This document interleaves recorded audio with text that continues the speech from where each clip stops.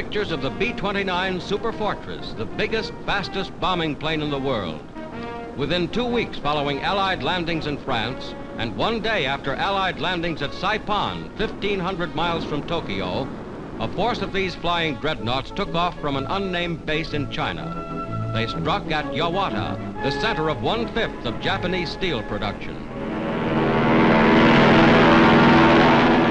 So powerful is this new giant of the skies that a worldwide aerial organization, the 20th Air Force, will operate the super fortresses under the command of the Combined Chiefs of Staff. In order to reach their bases in China, the planes flew from India across the hump over dread Himalayan peaks towering 20,000 feet into the air. Here in the clouds, at the last stop before Kunming, China, engineers of the Chinese Army have set up landing strips. The almost complete lack of modern equipment has not stopped the Chinese in the crucial job of constructing these airfields.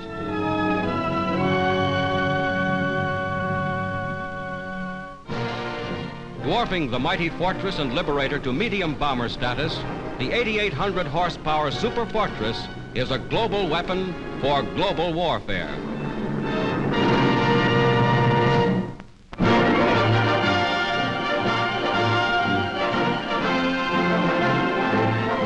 The Allied Fifth Army sweeps forward on the roads to Rome.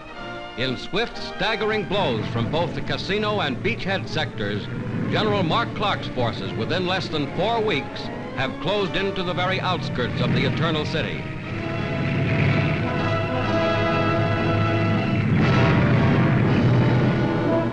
Fifth Army battle equipment, assembled in great quantities for this climatic thrust, moves up fast. In the opposite direction go German prisoners to Allied detention camps, part of the 21,000 taken captive in 25 days. The total Nazi casualties in this drive alone have been greater than those of the Allies during the entire Italian campaign. American tanks, after outflanking enemy strong points in the Alban Hills, approached the entrances to Rome. Here, German rear guards made a final stand.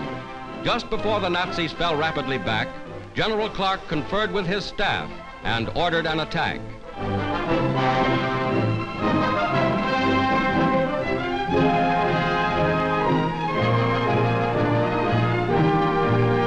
Leaving this area, General Clark narrowly escaped enemy fire. German guns open up immediately. Shells fall on tanks and men in the road. Infantry presses in toward Rome from the city suburbs. The first groups of civilians welcomed the Americans.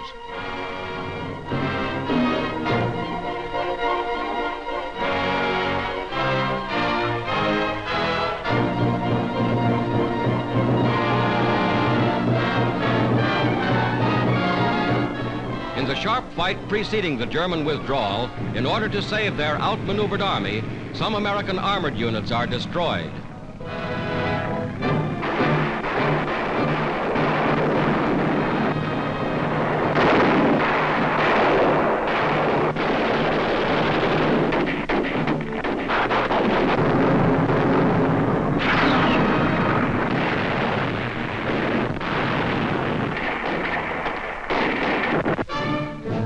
Italian civilian fighters, in action behind Nazi lines for months, have seized German prisoners.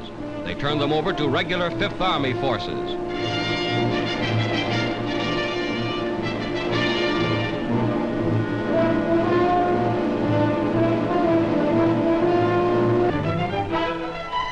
More citizens turn out to greet the Yanks, as now, in formal order, they pour through the gates into the ancient city.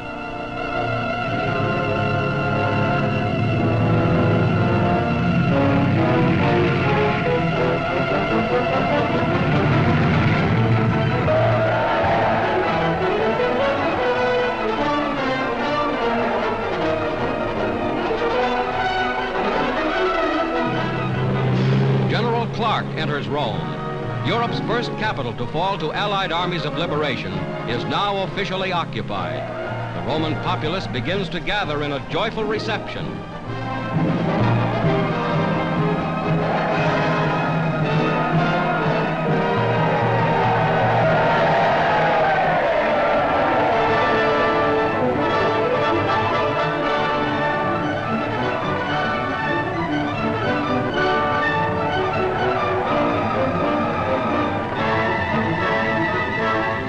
United States, British, and Italian flags fly, as in the heart of Rome, General Clark and his commanders take control. Major General Grunther, French General Juin, Major General Truscott, Major General Keyes, General Mark Clark. Led by a military band, citizens of Rome organize welcoming ceremonies. After more than 20 years of fascism, they are free again.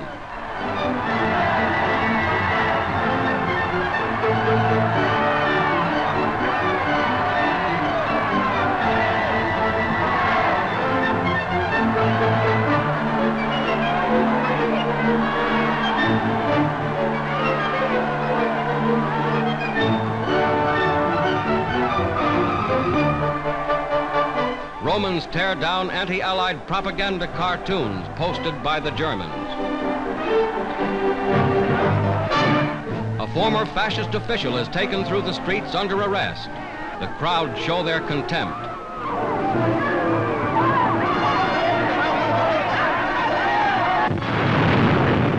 A grenade explodes in fascist police headquarters in the city. Mussolini's dreaded secret police had collaborated with the Nazis up to the liberation.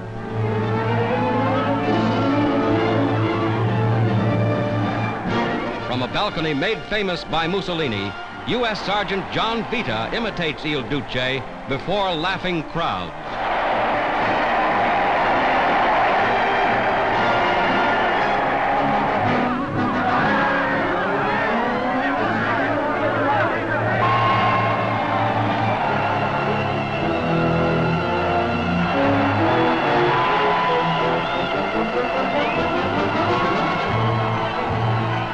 The Fifth Army moves on in rapid pursuit of the enemy.